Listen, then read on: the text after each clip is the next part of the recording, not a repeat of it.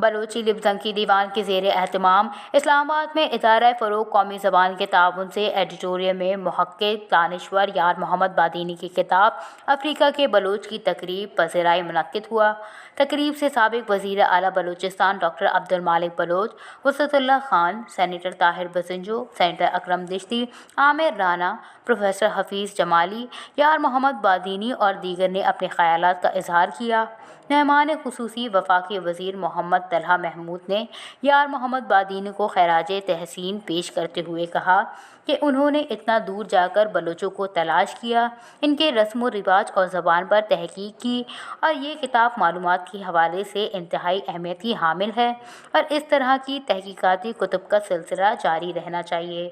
بلوچستان ایک خوبصورت خطہ ہونے کے ساتھ ساتھ انتہائی اہم محل وقوع کا مالک ہے، جہاں کے باسی بلوچ بہادر، مہذب اور وفادار ہیں جو دنیا کے مختلف ملکوں میں آباد ہیں۔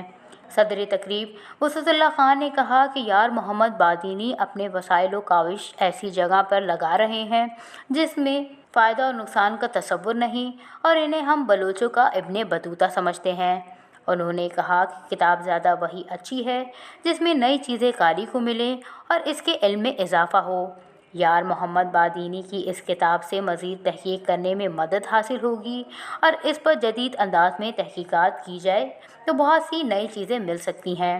انہوں نے کہا کہ حکومتی سطح پر مختلف ممالک میں کلچر سینٹرز کا قیام عمل میں لایا جائے جو وہاں قومی زبانوں کے فروغ پر کام کریں تو زبانیں معدومیت سے بچ سکتی ہیں۔ ڈاکٹر عبد المالک بلوچ نے کہا کہ جامعات کو چاہیے کہ وہ ایسی چیزوں پر تحقیق کریں جس سے ملکی عقائد آپس میں جڑے رہیں۔ انہوں نے کہا کہ بلوچی بروی زبان کے کتب کے خریدار کم ہوتے جا رہے ہیں جو باعث تشویش ہے، اور یہ ضروری ہے کہ ہمارے نوجوان ان کتب کا مطالعہ اپنا شعور بنائیں۔ اکرم دشتی نے یار محمد بادینی کو اس کاوش پر مبارکباد دیتے ہوئے کہا کہ بلوچ ایک مہذب قوم ہے، لیکن اس کے ساتھ ہمیشہ برا ہوا اور اس قوم کو جنگجو وحشی قرار دینے کی کوشش کی گئی۔ تقریب سے خطاب کرتے ہوئے دیگر مقررین نے کہا کہ اس کتاب پر بہت محنت کی گئی ہے جو ملک کی بالخصوص بلوچستان کے لٹریچر میں ایک خوشگوار اضافہ ہے۔ اس طرح کی کاوشوں سے مختلف تہذیبوں کو سمجھنے